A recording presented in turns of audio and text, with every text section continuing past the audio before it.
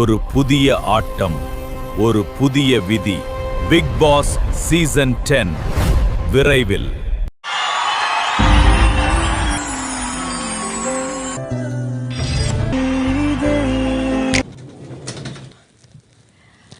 நண்பர்கள் அனைவருக்கும் வணக்கம். ஆக்சுவலாக பிக் பாஸ் சீசன் 10 கூடிய சீக்கிரத்தில் ஆரம்பமாக போகுது பார்த்தீங்களா. காமன் மேன் ஷோ முதல்ல முடியும். அதுலேருந்து ஒரு 5 பேரை செலக்ட் பண்ணுவாங்க.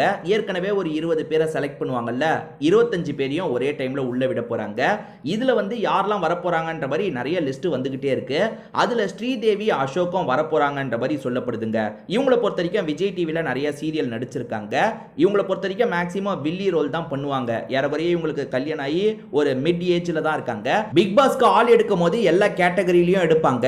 அதாவது லவ் கண்டென்ட் பண்றதுக்கு ஒரு 4 பசங்க 4 பொண்ணுங்க, அதே மாதிரி காமெடிலாம் பண்றதுக்கு ஒரு 2-3 கேரக்டர்ஸ் எடுப்பாங்க. டான்ஸ்லாம் பயங்கரமா பண்ற மாதிரி ஆளுங்களை எடுப்பாங்க. மிட் ஏஜ்ல 2-3 பேர் எடுப்பாங்கல்ல, அந்த கேட்டகரிக்குள்ள இவங்க வரதுக்கான வாய்ப்பு இருக்கு. இந்த ஸ்ரீதேவி அசோக் கிட்டயும் பேச்சுவார்த்தை போயிட்டு இருக்கு போல. இவங்க கரண்டா சீரியலும் பண்ணிட்டு இருக்காங்க. கரண்டா சீரியல் பண்ணிட்டு இருக்கும் போது எப்படி இவங்க உள்ள வருவாங்கன்ற மாதிரி ஒரு கேள்வியும் இருக்கதான் செய்யுது. ஸோ இவங்களை பத்தி உங்களுக்கு தெரியுமா? இவங்க நடிச்ச சீரியல்லாம் நீங்க பார்த்திருக்கீங்களா?